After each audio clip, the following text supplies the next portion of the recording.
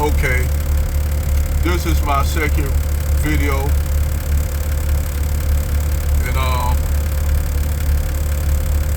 at one time I used to be a Muslim, believe it or not, and I practiced Islam. I was introduced I came into Islam by way of the Nation of Islam. That's how I came through Islam. And when I practiced Islam, I had the prayer rug, I knew how to do the salat, Bismillah, Rahman, Rahim, Alhamdulillah, all this shit, all this stuff. So, it took me a while to see the blatant racism in Islam. And how I found out the blatant racism. I'm gonna show you a prime example of this shit. Now, when you go to the masjid, when you get ready to do salat, you get in your stance, it says you gotta be toe to toe, straight line, toe to toe. Your toes gotta touch the toe of the brother next to you. Now, I seen Arabs, mostly in the area I live in, you had a lot of Pakistanis. You had very few Arabs. But you had a lot of Pakistanis, a lot of Somalis, then you had Bosnians. So, you have, like the Bosnians, they were cool. But I noticed how when the Somalis would line up next to those brothers that were Nigerian or Somali, Somali, and they touch toe to toe, they'll try to separate their feet from touching the Somali or the Nigerian Muslims and shit. Which I noticed that. Then I would notice during the holy month of Ramadan how they like, in Islam, you supposed to be like, y'all supposed to be like, it's Ramadan, it's Eid. They come in, the Somali and Nigerian brothers, they'll come in and say Eid Mubarak to the few Arabs that were there and a few Pakistanis. And they be real standoffish or don't say shit at all. And this is why I'm trying to tell, another thing I'll try and tell that Somali brother that shit. Like, you go up there to a masjid and their boys primarily, most of them are from Yemen, Lebanon, Libya and shit like that, right? So, you have a division in Islam. It ain't no different than, it's beyond the Shia and Sunni and the Sufis and shit like that. It's like three branches of Islam. And you have the Sunni Shias and the Sufis. The Sufis are the ones, they got their different interpretation of Islam, which the regular Islam don't consider them Muslims, because some of them, that like the Ismailis, they pray 3 times a day. They don't pray 5 times a day for the Ismailis, but they do everything else according to the Quran except for the 3 daily prayer, 5 daily prayer. Which, for real, for you to be a Muslim here in the West, Muslims got a challenge, with being Muslims here. It's a challenge. Because you in the heart, they call it the heart of the dunya. So Muslims living straight in the dunya, they have the most, because they got a lot of temptations. Prime example, in St. Louis, in the summertime, you got a masjid right out there, right by St. Louis University. Now, a lot of the masjids are funded by the Saudis out of Saudi Arabia, the Sunni masjids anyway. They are supported by the Muslims out of Saudi or Saudi Arabia. That's what we call them. Saudi Arabia, Saudi. So they are supported by the Saudi government.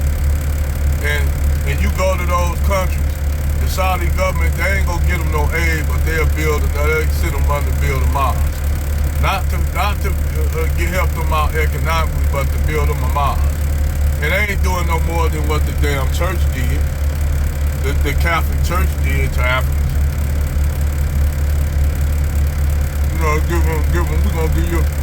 we ain't gonna be able to give you no money to help your society out, but we gonna give you some money to build a masjid. We gonna build you a masjid, the most beautiful masjid. And that's what they tell these Africans and shit, that they gonna build them a masjid, not give them no financial economic aid, but we gonna build them a masjid. So that's what they do. Now the masjid I went to was called Al-Manouk Manoun.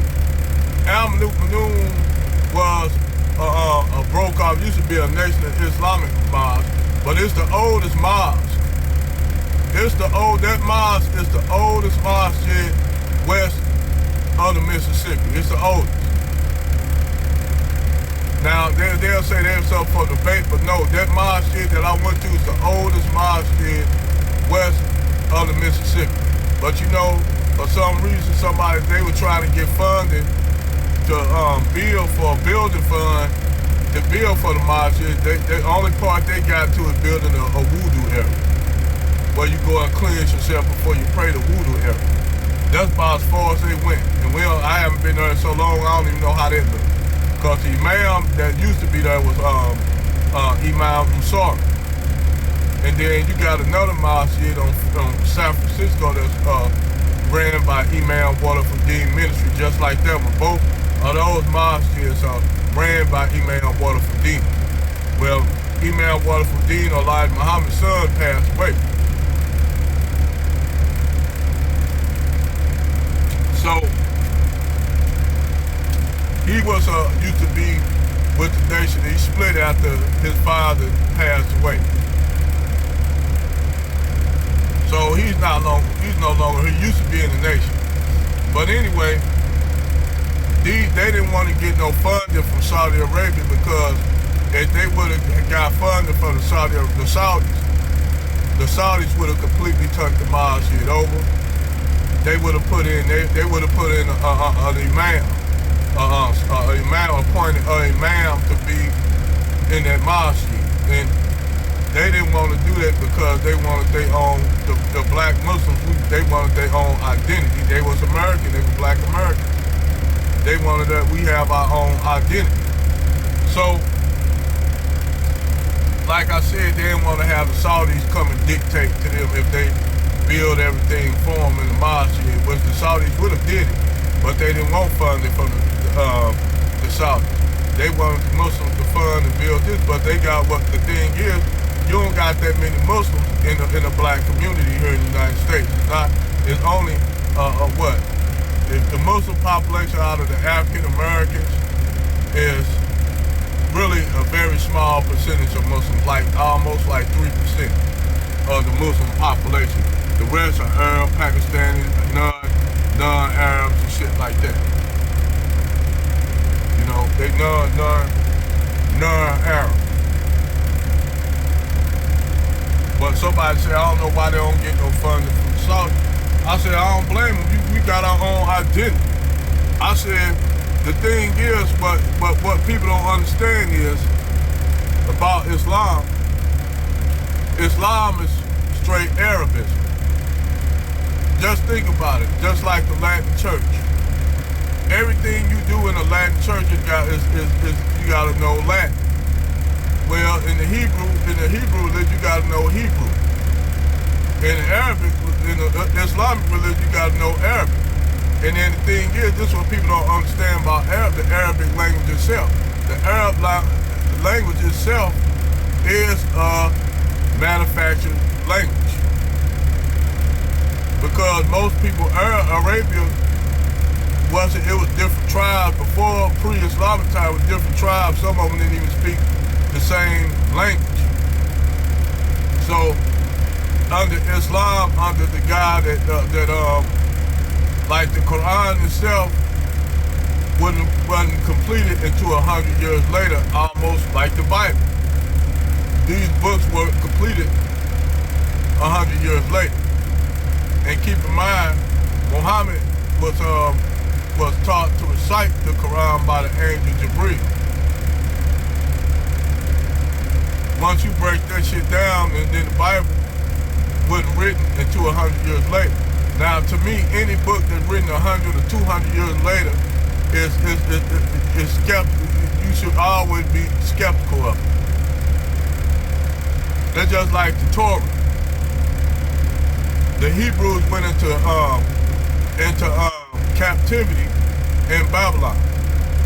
So they say, but you go and look at the Babylonian records, they don't have no record of any Hebrews being in captivity in Babylon. Now they show you what the state, or so-called state of Israel was conquered. But people don't know the Babylonians, the Assyrians conquered it.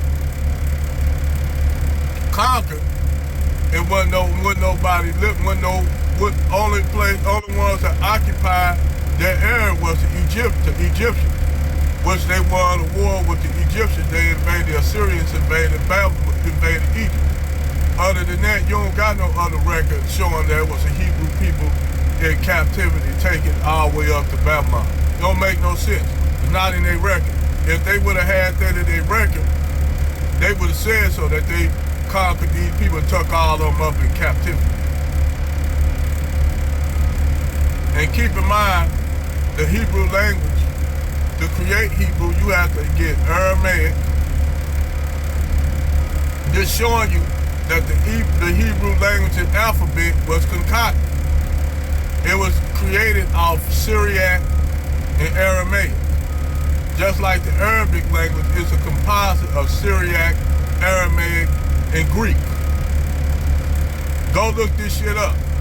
This when I started being skeptical about Islam, the doctrine. Now, I ain't knocking telling people not to practice it.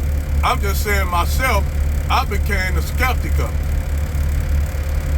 And it started not to make sense. You know, and that's what, it's a lot of Muslims right now that feel the same way like me, that doing research, that did research, but they ain't gonna say nothing because they have Muslim family members that might criticize them, or they might be ostracized from their community. Like a few other Somalis and Arabs and Pakistanis and Turkish people from Turkey who found out that the religion that they've been practicing all their life is bullshit. There ain't no different than Christians. Christians waking up and finding out that Christianity is based on bullshit. So all your main three monotheistic religions are created and fabricated on lies. And I used to pray 5 times a day, didn't drink, didn't do none of this shit.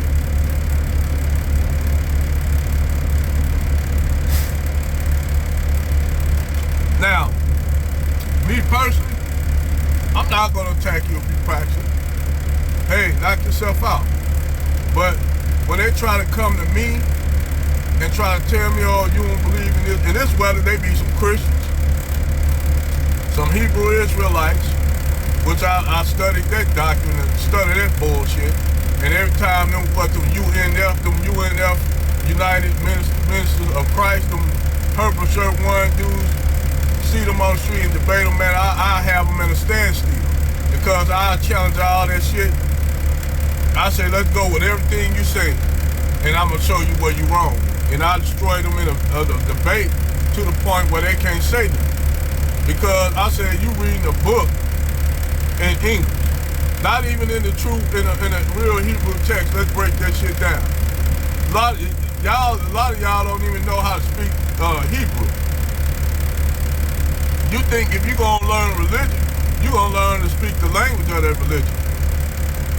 So what you getting out the Bible is shit that's in that Bible that you might not find in the Old Testament that is true or not, because it was fucking concocted.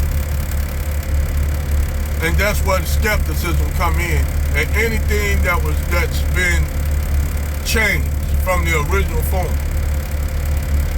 Like the Quran haven't been changed.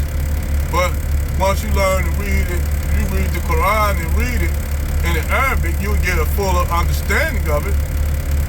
But once you start seeing the hypocrisy in it, you start seeing a lot of the hypocrisy in the shit. It just turned me off. And that's why I tell people that when they ask me, what do you believe in? I tell them I believe that it's a God, but I don't think that's it. Now maybe God may be extraterrestrial or whatever. I heard that before too. Never know. It's all up for debate.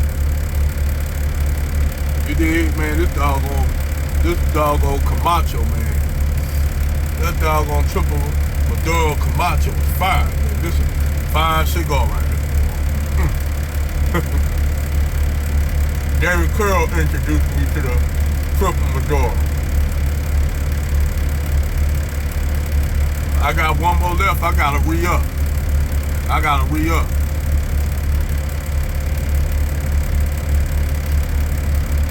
But overall, you know, like I said, I'm not gonna go back and forth with religious dogma. If you want to believe in it, fine with me. I ain't gonna knock you. Whatever floats your boat. But me personally, I think it's all bullshit. But that's just me. You know, being the skeptic that I am.